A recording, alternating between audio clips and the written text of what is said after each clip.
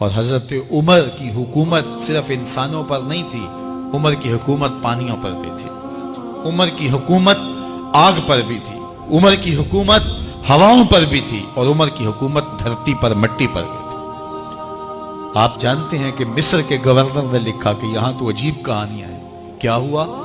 کہا کہ دریائے نیل اتنی دیر تک چلتا نہیں جب تک ایک نوجوان لڑکی کو زیورات سے آراستہ کر کے نیل میں ڈالا جاتا ہے، پھر نیل چلتا ہے، اور یہ برسا برس سے رسم جاری ہے۔ حضرت عمر کے پاس جب یہ پیغام پہنچتا ہے تو حضرت عمر نیل کو خط لکھ رہے ہیں، بسم اللہ الرحمن الرحیم، مصر کے نیل کے نام عمر کا خط، اور آگے لکھتے ہیں، اے نیل اگر تو اللہ کے حکم سے چلتا ہے تو چل، ورنہ تیری کوئی ضرورت نہیں ہے۔ اور رکا لکھ کر کاسد کو دیا، جا کے یہ دریائے نیل میں ڈال دو۔ اللہ اکبر، جن کے رکے دریا بھی مانتے ہیں، پانیوں پر بھی حکومت ہے۔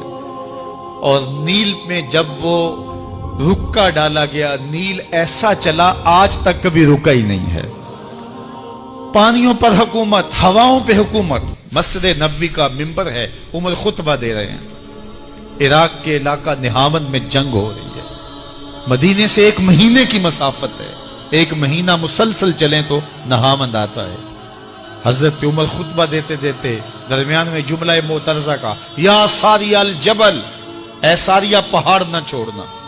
لوگ حیران ہیں، کیا ماجرا ہوا کہ ہم سے مخاطبہ ہے، ساریہ نہاون میں ہے، اور کہا ساریہ پہاڑ نہ چھوڑنا۔ 1 مہینے کے بعد جب وہاں سے قاصد آیا، اس نے کہا اللہ نے فتح دے دی۔ کہا کیسے؟ کہا پہاڑ کو چھوڑ کر دشمن پر ٹوٹنے لگے تھے، آگے بڑھنے لگے تھے، ان پر حملہ آور ہونے لگے تھے۔ اچانک عمر کی آواز آتی، پہاڑ کو نہیں چھوڑنا، کیونکہ اگر ہم پہاڑ کو چھوڑ دیتے دشمن پیچھے سے حملہ آور ہونے کے لیے تیار کھڑا تھا۔ تو کہا بس ہم پہاڑ کو اپنی پشت پہ پھیر رکھا، اور اللہ نے اسی دن ہمیں فتح عطا کر دی۔ ہوائیں بھی ان کا پیغام پہنچاتی ہیں، پانی بھی ان کا حکم مانتے ہیں۔ اس زمانے میں فائر بریگیڈ سسٹم نہیں تھا، لیکن ایک آگ بڑھتی آ رہی ہے شہر کی طرف۔ لوگوں نے حضرت عمر کو بتایا، امیر المومنین، آگ پھیلتی آگے بڑھتی چلی آ رہی ہے اور شہر کو اپنے قابو میں لینے والی ہے۔ عمر اپنی چادر اتارتے ہیں اور حضرت تمیم داری کو دیتے ہیں، کہا یہ چادر لے جاؤ اور ایسے ایسے کرو، آگ پیچھے بھاگتی چلی جائے گی۔ تو چادر ہلاتے جاتے ہیں حضرت تمیم داری، اور آگ پیچھے بھاگتی چلی جاتی۔ مٹی بھی حکم مانتی ہے۔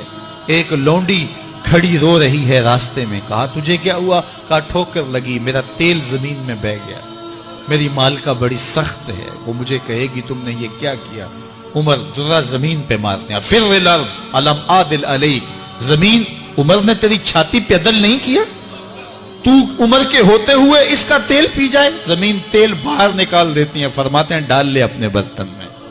تو یہ عمر کے ان کا حکم مٹی بھی مانتی ہے، ان کا حکم ہوائیں بھی مانتی ہیں، دریا بھی مانتے ہیں، ان کا حکم پانی اور آگ بھی مانتی ہے۔ وہ عمر، میرے حضور فرماتے ہیں ان الشیطان یفر من ذل عمر، میرا عمر وہ ہے جس کے سائے کو دیکھ کے شیطان بھی بھاگ جاتا ہے۔ حضرت عمر رضی اللہ تعالیٰ عنہ نے ایک بہترین نظم و نسق دیا اور امور سلطنت کو اس انداز سے منظم کیا۔ ایک غیر مسلم مفکر کہتا ہے اگر اس امت کو ایک اور عمر مل جاتا پوری دنیا پہ حکومت مسلمانوں کی ہوتی۔ ایک دن حضرت عمر بیٹھ کے رو رہے تھے، تو کسی نے کہا حضرت رو کیوں رہے ہیں؟ فرمایا کہ میں اس لیے رو رہا ہوں کہ فلاں پل سے بکریاں گزری ہیں، تو پل کے اندر شکستگی تھی، ٹوٹا ہوا تھا پل درمیان میں کچھ، اس میں ایک بکری کی ٹانگ ٹوٹ گئی ہے، تو میں ڈرتا ہوں کہ میرا رب یہ نہ پوچھے کہ عمر تو نے پل صحیح تعمیر نہیں کروائے تھے کہ ایک بکری کی ٹانگ کیوں ٹوٹی ہے۔ یہ ہیں حضرت عمر رضی اللہ تعالی عنہ۔ اللہ اکبر۔ تو اللہ تعالیٰ جل شانہ نے حضرت سیدنا عمر بن خطاب رضی اللہ تعالیٰ عنہ سے جو کام لیا، مختصر دور خلافت کے اندر 10 سال 6 ماہ 4 دن آپ نے خلافت فرمائی ہے، لیکن کہاں سے چلے اور یہاں مکران تک، بلوچستان کا حصہ ہے، یہاں تک آپ کے سلطنت کی حدود وسیع ہوئی، ادھر آرمینیا تک جا پہنچے، حمص فتح کیا، قادسیہ، یرموک۔ آپ ذرا دیکھیے کہ کہاں تک آپ کی فوجوں کے گھوڑے دوڑتے رہے، اور اللہ تعالیٰ جل شانہ نے ان کو جو توانائی، عدل و انصاف کی قوت عطا فرمائی، اللہ اکبر. جب زمین پہ عدل کیا ہو تو زمین بھی حکم مانتی ہے. اور حضرت عمر وہ تھے جن کا حکم ہوائیں بھی مانتی تھی, زمین بھی مانتی تھی, جن کا حکم جو ہے وہ آگ بھی تسلیم کرتی تھی اور دریا بھی ان کا حکم مانا کرتے تھے. مصر کے اندر یہ رسمیں بد جاری تھی کہ سال کے بعد ایک دو شیزہ کو زیورات پہنا کے اچھے لباس میں ملبوس کر کے دریا کی بھیڑ چڑھایا جاتا, اس کی قربانی دی جاتی, اس کا خون بہتا تو دریا چلتا. جب مسلمانوں نے مصر فتح کیا تو گورنر نے لکھا کہ اسلام تو اس طرح کی رسوم کی اجازت نہیں دیتا, لیکن خشک سالی ہے, لوگوں کی فصلیں ویران پڑی ہیں, تو حضرت کیا کیا جائے؟ تو حضرت عمر رضی اللہ تعالیٰ عنہ کاغذ کے ٹکڑے پہ لکھتے ہیں بسم اللہ الرحمن الرحیم. مصر کے نیل کی جانب عمر کا خط لکھتے ہیں, اے نیل اگر تو اللہ کے حکم سے چلا کرتا ہے تو چل, ورنہ ہمیں تیرے چلنے کی کوئی حاجت نہیں ہے. اور قاصد کو کہا یہ خط لے جاؤ اور جا کے دریائے نیل میں پھینک دو. قاصد جا کے خط دریائے نیل میں پھینک دیتا ہے, پانی آتا ہے, ایسا دریائے نیل چلا 14 صدیاں ہوئی ہیں آج تک کبھی بند ہی نہیں ہوا. دریا حکم مانتے ہیں, آگ نکلتی ہے. لوگ حضرت عمر رضی اللہ تعالی عنہ کے پاس آئے, حضرت لاوا پھوٹا ہے, آگ نکل رہی ہے اور مدینے کی طرف بڑھ رہی ہے, اب کیا کیا جائے؟ فائر بریگیڈ تو زمانے میں تھی نہیں. عمر نے اپنی قمیض اتاری, جس قمیض پہ 17 پیوند لگے ہوئے تھے چمڑے کے, کہا یہ قمیض لے جاؤ, جدھر آگ بڑھ رہی ہے آگے ڈھالنا, آگ پیچھے بھاگ جائے. زلزلہ آتا ہے تو زمین پہ دھرا مارتے ہیں, زمین رک جا, کیا عمر نے تیری چھاتی پہ عدل نہیں کیا؟ تو یہ عمر ہیں رضی اللہ تعالی عنہ کہ جن کے انصاف کی وجہ سے, جن کے عدل کی وجہ سے اللہ تعالیٰ کی رحمات اور اس کی برکات کا نزول ہوتا تھا, اور اللہ تعالیٰ نے مسلمانوں کو وہ آبرو مند حکومت دی. کائنات کی تاریخ کے اندر ایسی حکومت آپ نے نہیں دیکھی ہوگی جو حضرت عمر نے حکومت کی ہے. اللہ اکبر. فرمایا فرات کے کنارے پہ ایک کتا بھی پیاسا مر گیا تو اس کا حساب بھی عمر سے ہوگا. باہر سے سفیر آتا ہے اور آ کے پوچھتا ہے کہ میں امیر المومنین کے, مسلمانوں کے حکمران کے محل میں جانا ہے, تو مسکرا کے کہتے ہیں ہمارے امیر کا تو کوئی محل نہیں ہے. کہا کہاں ہے تمہارا امیر؟ کہا مسجد نبوی میں ہوگا یا بیت المال کے اونٹوں کی دیکھ بھال میں لگا ہوگا. وہ جب گئے تو مسجد میں نہیں ہے. اللہ اکبر. وہاں گئے تو وہاں بھی نہیں ہے. پھر کیا دیکھتے ہیں کہ عمر رضی اللہ تعالی عنہ جنت البقیع کے پاس ایک درخت کے نیچے اینٹ کا سرانہ رکھ کے سوئے ہوئے. تو اس نے کہا عمر تو نے عدل کیا ہے, تجھے کچی اینٹ پہ بھی نیند آ گئی. ہمارے حکمرانوں نے انصاف نہیں کیا اور وہ بند اور محفوظ کمروں کے اندر بھی سکون اور چین کی نیند نہیں سو سکتے. حضرت سیدنا عمر رضی اللہ تعالیٰ عنہ نے اس طرح ان امور سلطنت نبھائے. آپ دن کو لوگوں کی دیکھ بھالی کرتے, لوگوں کی ضروریات سنتے سمجھتے, اور جب رات پڑتی لوگ سو جاتے, عمر مدینے کی گلیوں میں پہرا دیتے. کائنات نے کوئی ایسا بھی حکمران دیکھا ہوگا؟ اللہ اکبر. وہ مجاہد جو مختلف محاذات پہ گئے ہوئے ہوتے, ان کے گھروں کی دیکھ بھالی کرتے, ان کی ضروریات کا خیال رکھتے, ان کی آبرو کا پہرا دیتے.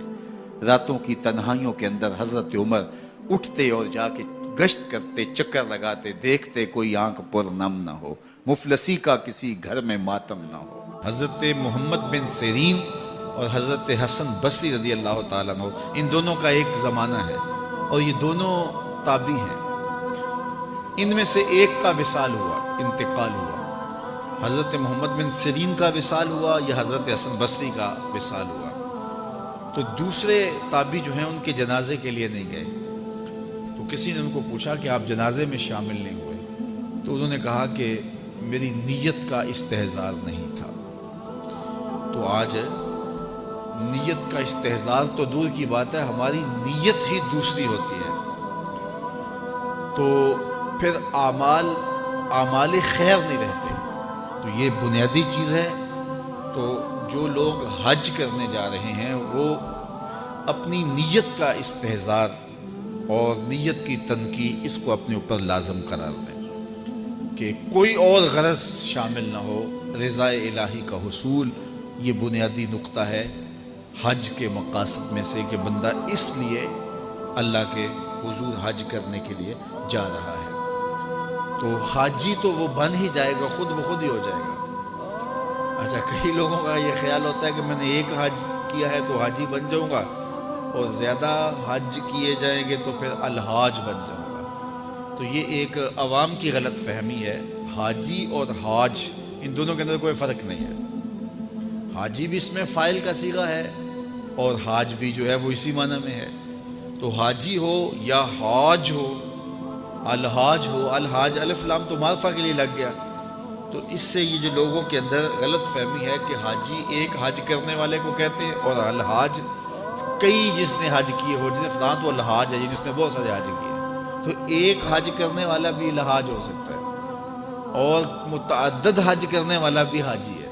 جس طرح ایک نماز پڑھنے والا بھی نمازی کہلا لیتا ہے، اور روز نماز پڑھتا ہے وہ بھی نمازی ہے، تو اس کے لیے کوئی الگ سے لفظ نہیں ہے۔ اور بعض لوگوں کا یہ خیال ہے کہ جو جمعۃ المبارک کے دن حج آئے وہ حج اکبر ہوتا ہے، اور باقی شاید چھوٹے حج ہوتے ہیں۔ تو یہ بات بھی غلط فہمی پر مشتمل ہے۔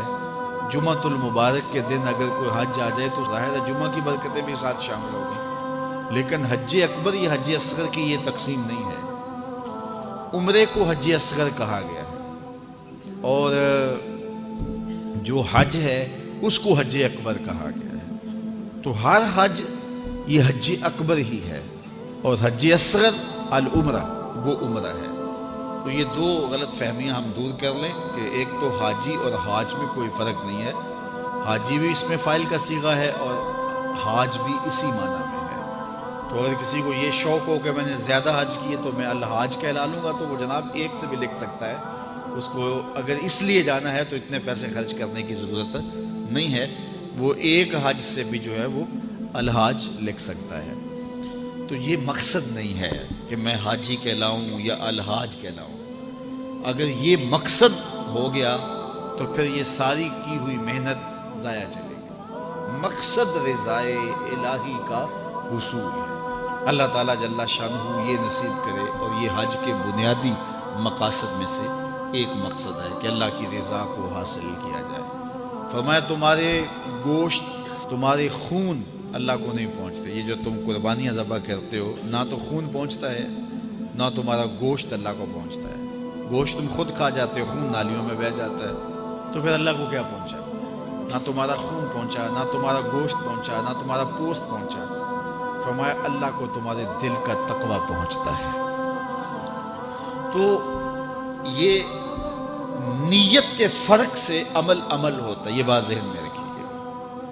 ہجرت جیسا عمل کتنا بابرکت عمل تھا، کتنا خوبصورت وظیفہ تھا،